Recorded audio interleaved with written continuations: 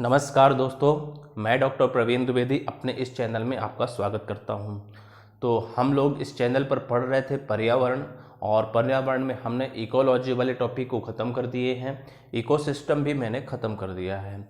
Ecosystem में ही आज मैं एक नई टॉपिक की शुरुआत करने वाला हूं, और वो टॉपिक स्क्रीन पर लिखा हुआ है। एक है कीस्टोन प्रजाति और दूसरा है जैव रसायन चक्र।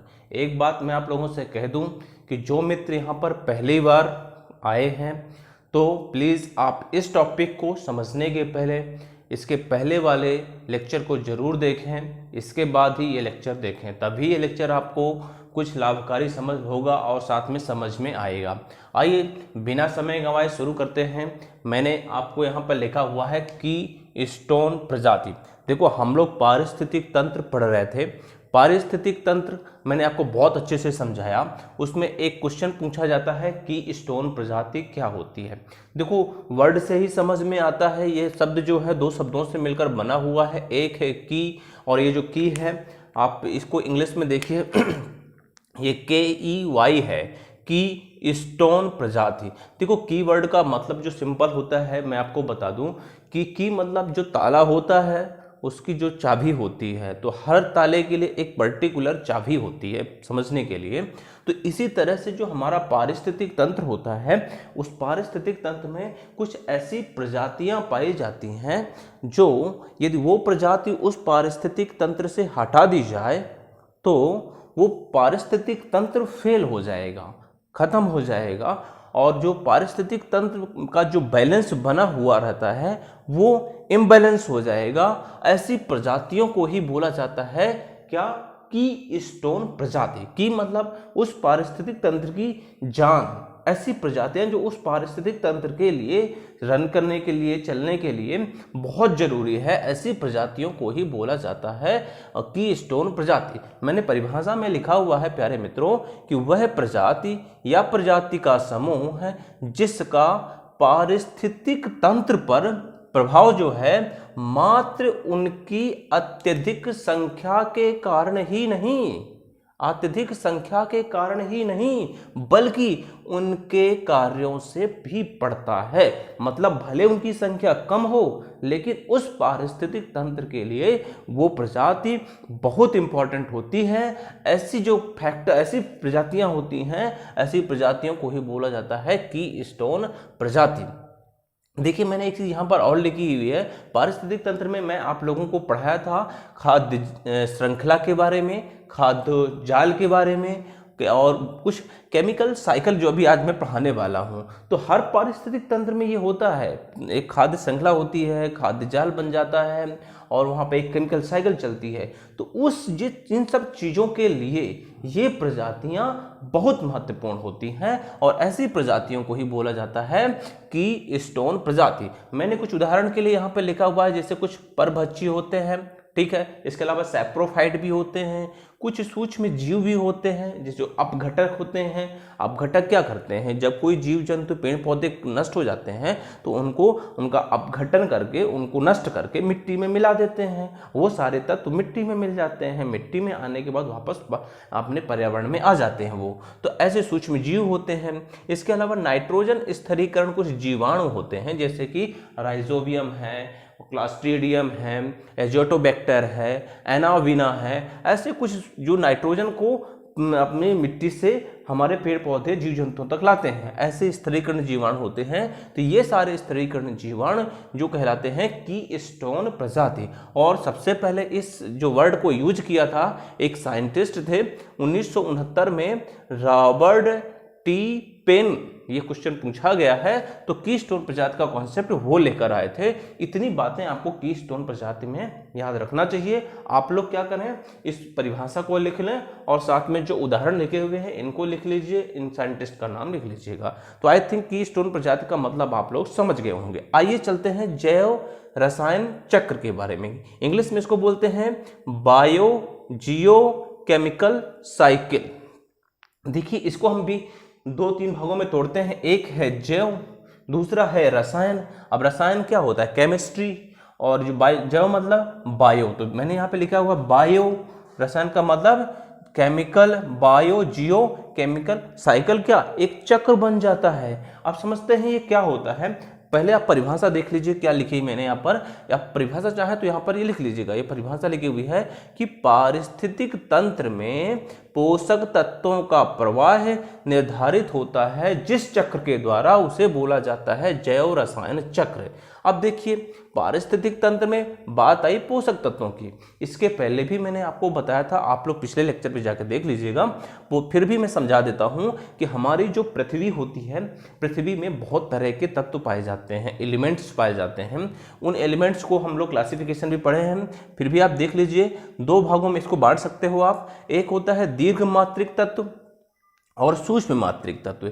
दीर्घ मात्रिक तत्व मतलब माइक्रो एलिमेंट्स जो पृथ्वी में बहुत ज़्यादा मात्रा में पाए जाते हैं, वो पेड़ पौधों के लिए, जीव जंतुओं के लिए बहुत आवश्यक है। जैसे कि एग्जाम्पल के लिए यहाँ पर कार्बन है, हाइड्रोजन है, ऑक्सीजन है, नाइट्रोजन है, फास्फोरस है, सल्फर है। तो ऐसे तत्व जो होते हैं वे कहलाते हैं दीर्घ मात्रिक तत्व। इसके अलावा कुछ और तत्व होते हैं जो हमारी पृथ्वी में मिट्टी में बहुत कम मात्रा में पाए जाते हैं। Potassium, calcium, manganese, zinc, chlorine, iron और मैग्नीशियम। मैग्नीशियम मतलब बोले तो Mg, ठीक है। ऐसा सूक्ष्म मात्रिक तत्व होने का मतलब कि मात्रा इनकी कम रहती है, लेकिन ये भी इंपॉर्टेंट होते हैं। ये क्या पारिस्थितिक तंत्र में बहुत सारे एंजाइम्स होते हैं, उन एंजाइम्स के बनने में हेल्प करते हैं, और भी बहुत सारा काम होता है इन तत्वों का।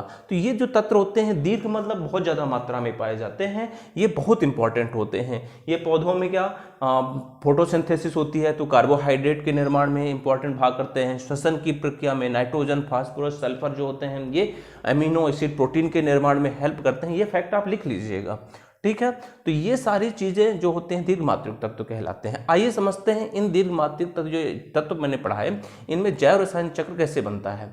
देखिए हमारी पृथ्वी में हर तत्व पाया जाता है, चाहे वह कार्बन हो, हाइड्रोजन हो, ऑक्सीजन हो। अब ये तत्व हमारी कुछ तत्व हमारे पर्यावरण में पाए जाते हैं, पर्यावरण में पाए जाते हैं। जैसे कार्बन है, कार्बन डाइऑक्साइड है, हम लोग सांस में छोड़ते हैं। ऑक्सीजन लेते हैं। इस तरह से हाइड्रोजन है, पानी के रूप में पाया जाता है, H2O के रूप में। तो ये तत्व हमारी पृथ्वी पर पाए तो जाते हैं, पर ये किस तरह से पेड़ पौधों से हम लेते हैं या हमसे पेड़ पौधे लेते हैं, मिट्टी में किस तरह पाए जाते हैं, मिट्टी से ये पेड़ पौधों तक कैसे आते हैं, पेड़ पौधों से जीव जंतुओं तक कैसे आते हैं, इसके अध्ययन को ही जो अध्ययन होता है उसको बोला जाता है जैव रसायन चक्र। पोषक तत्वों का जो प्रवाह हो रहा है इन पोषक तत्वों का, उसी को बोला जाता है जैव रसायन चक्र। और मैंने यहाँ पर लिखा हुआ है अजैविक तत्वों का जैविक तत्वों में परिवर्तन। मैंने आपको उसके पहले भी बताया था, अजैविक तत्व कौन हो जाएंगे, यही सारे एलिमेंट्स अजैविक तत्व हो जाएंगे। और जैविक तत्व कौन हो जाएंगे, सारे जीव जंतु, पेड़ पौधे, हम सभी लोग जीव जंतु होते हैं। तो ये जो तत्व होते हैं जैविक तत्व में, ये सारे तत्व अजैविक तत्व में जैविक तत्वों में कैसे आते हैं, पेड़ पौधे जीव जंतु तक कैसे आते हैं, इसका अध्ययन करेंगे इस चक्र के अंतर्गत। इसीलिए इसको बोला जाता है जैव रसायन चक्र। जैव मतलब जीव जंतु और रसायन मतलब ये सारे तत्व, इनका एक जो चक्र बन जाता है इसे ही बोला जाता है जैव रसायन चक्र। आइए समझते हैं और आगे। जैव रसायन चक्र को फर्दर मैं दो भागों में डिवाइड करता हूं, आप लोग बढ़िया ऐसे ही नोट्स बना लीजिएगा। ये मैं ग्रीन कलर की पेन से मेंशन किया हूं। तो इसको जैव रसायन चक्र को दो चक्रों में बांटते हैं। एक होता है गैसीय साइकिल, गैसीय चक्र, दूसरे होते हैं अवसादी चक्र या ठोस पदार्थ या सेडिमेंट्री साइकिल। ये दो भागों में मैंने क्लासिफाई किया है। अब गैसीय साइकिल के अंतर्गत वो चक्र आएंगे जो गैसीय फॉर्म में होते हैं, जो तत्व गैसीय फॉर्म में होते हैं, जैसे कि H2O जलीय चक्र, ठीक है। कार्बन, यहाँ पर मैंने लिखा है कार्बन डाइऑक्साइड फॉर्म में होती है तो कार्बन चक्र पढ़ेंगे, ऑक्सीजन चक्र पढ़ेंगे और नाइट्रोजन चक्र पढ़ेंगे। आपको मैंने एक फैक्ट यहाँ पर लिखा हुआ है कि हमारी पृथ्वी में सबसे ज़्यादा 78% पाई जाती है नाइट्रोजन और ऑक्सीजन पाई जाती है 21%, ठीक है। और कार्बन जो पाई जाती है 0.03% पाई जाती है पृथ्वी में, ठीक है। ऑक्सीजन को जीवन दायिनी गैस भी कहा जाता है क्योंकि हम लोग ऑक्सीजन लेकर ही जीवित रहते हैं, ठीक है। इसके बाद हम लोग पढ़ेंगे अवसादी चक्र में, सेडिमेंट्री साइकिल में फास्फोरस साइकिल और गंधक साइकिल।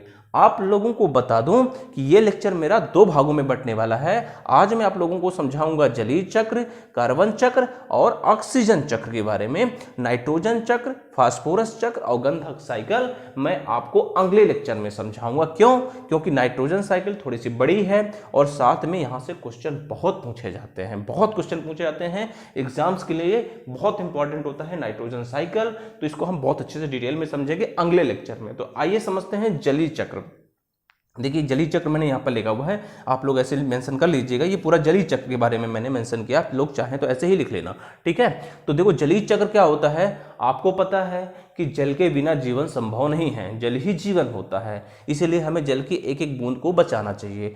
अब जल हमारे लिए कैसे महत्वपूर्ण होता है, आपको पता है कि आसमान में बादल होते हैं, बादलों से पानी बरसता है और इसके बाद ही पानी की कहानी शुरू हो जाती है। आपको एक बात और पता होगी कि हमारे शरीर का लगभग 70% भाग किसका बना होता है, पानी का बना होता है। जो पेड़ पौधे होते हैं, जीव जंतु होते हैं, उनमें जीव द्रव्य जो होता है, प्रोटोप्लाज्म होता है ना, वो उसका भी लगभग 80 से 90% भाग जल का बना होता है। इसका मतलब जब हमारे शरीर का 70% भाग जल का बना हुआ है तो वो तो इम्पॉर्टेंट है। तो किस तरह से इम्पॉर्टेंट है, देखो हमारे पर्यावरण में बादल होते हैं, बादलों से होती है क्या, वर्षा। अब वर्षा के बाद पानी आता है हमारी पृथ्वी पर, धरती पर, और जब पृथ्वी पर आता है तो वो कई भागों में बढ़ जाता है। कैसे बढ़ जाता है, मैंने यहाँ पर लिखा हुआ है कि जब बादल से पानी बरसते हैं, वर्षा होती है, तो एक सतही कुछ मात्रा में कुछ जल जो है हमारी सतह में स्टोर हो जाता है, और जो सतह का पानी होता है पेड़ पौधे जीव जंतु उसको ले लेते हैं, एब्जॉर्ब कर लेते हैं, और कुछ मात्रा में वाष्पीकरण हो जाता है, वापस वो कहाँ चला जाता है, पर्यावरण में, और फिर वापस वो बादल बन जाता है, बादल के रूप में पानी में वापस वर्षा होती है। तो एक चक्र, ये चक्र बन जाता है। चलिए दूसरा चक्र कैसे बन जाता है कि बादलों से होती है वर्षा, वर्षा का पानी बहकर नदी के द्वारा समुद्र में चला गया, और समुद्र में पानी जो है धीरे धीरे वाष्पीकृत होता रहता है, और वाष्पीकरण होकर के वापस आसमान में चला जाता है, पर्यावरण में चला जाता है, और फिर वहां पर बादल से पानी वर्षा होती है। तो एक साइकिल ये बन जाता है, ठीक है। एक चीज है कि कुछ मात्रा में वाष्पीकरण जो होता है वो हिमालय, बड़ी बड़ी बर्फ की जो चोटियां होती हैं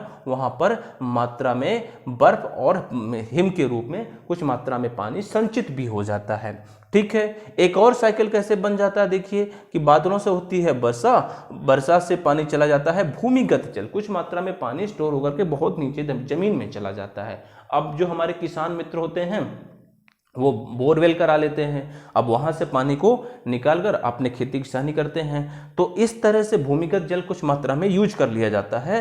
तो भूमिगत अब वापस वो पृथ्वी में आता है, कुछ मात्रा में पेड़ पौधों के द्वारा ले लिया जाता है, कुछ मात्रा में वो वाष्पीकरण हो जाता है, और वाष्पीकरण होकर के वापस बादलों में, बादलों से वही चक्र बन जाता है। तो आप लोग देख पा रहे होंगे, आई थिंक जलीय चक्र के मैंने समझाया कि किस तरह से एक वाटर साइकिल बनती है हमारे पर्यावरण में, और ये साइकिल बहुत इंपॉर्टेंट होती है क्योंकि जल ही जीवन है।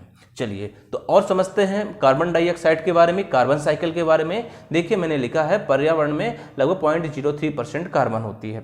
आप सभी को पता है कि सभी जीव जंतु है ना अपने श्वसन में कार्बन डाइऑक्साइड गैस छोड़ते हैं और ऑक्सीजन गैस लेते हैं। इसका मतलब क्या हुआ कि पेड़ पौधे सभी जीव जंतु कार्बन डाइऑक्साइड छोड़ते हैं, हमारे पर्यावरण में कार्बन डाइऑक्साइड गैस पर्याप्त मात्रा में है। अब उस कार्बन डाइऑक्साइड गैस को मैंने यहाँ पे लिखा है, कार्बन डाइऑक्साइड गैस पर्यावरण में है। अब ये कार्बन डाइऑक्साइड गैस को कौन लेते हैं, पेड़ पौधे। मैंने यहाँ पे डायग्राम भी बनाया है, पेड़ पौधे लेते हैं। मैंने आपको कई बार बात बताई है कि पेड़ पौधे प्रकाश संश्लेषण की क्रिया करते हैं, और प्रकाश संश्लेषण की क्रिया में क्या होता है मैं समझा देता हूं आज आपको। प्रकाश संश्लेषण की क्रिया में क्या होता है कि कार्बन डाइऑक्साइड, ठीक है, और वाटर, ठीक है, और क्लोरोफिल, ठीक है, सूर्य के प्रकाश की उपस्थिति में क्या बनाते हैं, ऑक्सीजन बनाते हैं, कार्बोहाइड्रेट बनाते हैं, और H2 तो कार्बोहाइड्रेट तो इनका भोजन हो जाता है, किसका, पेड़ पौधों का, और ऑक्सीजन छोड़ते हैं। तो इस तरह से जो पर्यावरण में कार्बन डाइऑक्साइड है इसको कौन यूज करते हैं, आपके पेड़ पौधे प्रकाश संश्लेषण की क्रिया में फिर उनका भोजन बनता है और ऑक्सीजन गैस छोड़ते हैं। तो सबसे पहले जो पर्यावरण में कार्बन डाइऑक्साइड गैस है वो पौधों में प्रकाश संश्लेषण के रूप में यूज कर ली जाती है। अब क्या होते हैं, पेड़ पौधे हैं। अब पेड़ पौधों को कौन खाता है, जीव जंतु खाते हैं, जानवर खाते हैं कि नहीं, मैंने एक डायग्राम भी बनाया है, जानवर खाते हैं, ठीक है ना। अब ये जानवर इनको खा लिए, अब जानवर जब क्या होते हैं, मर जाते हैं, जीव जंतु को अपघटन हो जाता है, मिट्टी में मिल जाते हैं, तो वो कार्बन डाइऑक्साइड गैस जो यहाँ पर इन पेड़ पौधों के द्वारा ली गई थी, इनसे ये ले लिए और ये अपघटन होकर के कहाँ चले गए, मिट्टी में मर गए। तो अब ये यहाँ से कार्बन फिर वापस कहाँ चली जाती है, पर्यावरण में। इसके अलावा और क्या होता है, पेड़ पौधे होते हैं। अब पेड़ पौधों को जला दिया जाता है। जब पेड़ पौधों को जला दिया जाता है तो बड़ी बड़ी फैक्ट्रियां होती हैं, वहाँ इनका यूज कर लिया जाता है, उनसे निकलती है कार्बन डाइऑक्साइड। उस कार्बन डाइऑक्साइड को कौन सोख लेता है, पेड़ पौधे उसको ले लेते हैं और भोजन साइकिल एक तरह से साइकिल बन जाता है, कार्बन डाइऑक्साइड साइकिल। तो कुल मिलाकर हम ये कहें कि जो हमारे पेड़ पौधे हैं हमारे लिए मित्र की तरह होते हैं। क्यों? क्योंकि हमारे शरीर से जितनी भी गंदगी है, कार्बन डाइऑक्साइड गैस है, बड़ी बड़ी इंडस्ट्री से जो गैस निकलती है ना, खराब कार्बन डाइऑक्साइड गैस निकलती है, उसको कौन ले लेता है, पेड़ पौधे लेते हैं और वो हमारे लिए स्वच्छ ऑक्सीजन देते हैं। इसलिए पेड़ पौधों को काटना नहीं चाहिए। प्यारे मित्रों, पर्यावरण के प्रति सजग रहें और पर्यावरण को बचाने की कोशिश करें, क्योंकि असली मित्र आपके पर्यावरण ही है। आपको याद है कि जब कोई बीमारी होती है ना, और जब आदमी जीवन के अंतिम चरण में होता है तो उसे ऑक्सीजन गैस चढ़ाई जाती है। यही ऑक्सीजन गैस जो पेड़ पौधे छोड़ते हैं। तो कहने का मतलब कि पेड़ पौधे बचाएं, पर्यावरण के प्रति सजग रहें, ठीक है। आइए, एक साइकिल है ऑक्सीजन साइकिल, ठीक है, बिल्कुल इसी का पूरक साइकिल होता है ऑक्सीजन साइकिल। मैंने यहाँ पे लिखा हुआ है हमारे पर्यावरण में 21% ऑक्सीजन पाई जाती है। इसे जीवनदायिनी गैस कहा जाता है। देखिए, ऑक्सीजन साइकिल ऐसे ही है कि जैसे हमारे पर्यावरण में कार्बन डाइऑक्साइड गैस अभी मैंने आपको बताई, अब ये पेड़ पौधे क्या करते हैं, फोटोसिंथेसिस, प्रकाश संश्लेषण, और प्रकाश संश्लेषण में क्या छोड़ते हैं, वो ऑक्सीजन गैस। इसलिए मैंने बताया कि ये दोनों चक्र आपस में एक दूसरे के पूरक हैं। ये इसके बिना ये अधूरा है, इसके बिना ये अधूरा है। तो क्या छोड़ते हैं, फोटोसिंथेसिस में प्रकाश संश्लेषण की क्रिया में ऑक्सीजन गैस छोड़ते हैं, और वो ऑक्सीजन जो गैस पेड़ पौधे छोड़ते हैं, हम लोग सभी जीव जंतु, यहाँ पर मैंने क्या लिखा है, श्वसन की प्रक्रिया में, श्वसन मतलब सांस लेने की प्रक्रिया में इसी ऑक्सीजन का यूज करते हैं, ठीक है। ऑक्सीजन गैस को यूज किया। इसी तरह से जलीय जीव जंतु हैं, वो भी क्या करते हैं, इसी ऑक्सीजन का यूज करते हैं। इसके अलावा फॉसिल फ्यूल्स, जैसे पेड़ पौधे खत्म होते हैं तो ये पेड़ पौधों को जो जब से खत्म होकर के कार्बन डाइऑक्साइड निकलती है, और ये कार्बन डाइऑक्साइड पर्यावरण में जाती है और वापस ऑक्सीजन बनती है पेड़ पौधों के द्वारा। इसके अलावा बहुत सारे काम ऑक्सीजन के द्वारा, कोई चीज़ बर्निंग प्रोसेस होती है, जलाना है, आप माचिस की तीली जलाते हो तो बिना ऑक्सीजन के क्या नहीं हो सकती, माचिस की तीली भी नहीं जल सकती। कहने का मतलब पेड़ पौधे हमारे लिए बहुत जरूरी हैं। ये हमारी विषैली कार्बन डाइऑक्साइड गैस को लेकर के ऑक्सीजन गैस छोड़ते हैं। चलिए प्यारे मित्रों, आज के लिए बस इतना ही। अगले लेक्चर में हम आपको पढ़ाएंगे नाइट्रोजन साइकिल के बारे में, फास्फोरस साइकिल के बारे में और गंधक साइकिल के बारे में। तो प्लीज़ आप लोग ऐसे इसको नोट्स बना लीजिए, आपके समझने के लिए और एग्जाम्स के लिए भी ये इंपॉर्टेंट है और बहुत इंपॉर्टेंट होने वाला है अगला लेक्चर। तो प्लीज़ आप नोट्स बनाते रहें, पढ़ते रहें, मस्त रहें, स्वस्थ रहें। तब तक के लिए मिलते हैं अगले लेक्चर में। Tata bye bye and take care.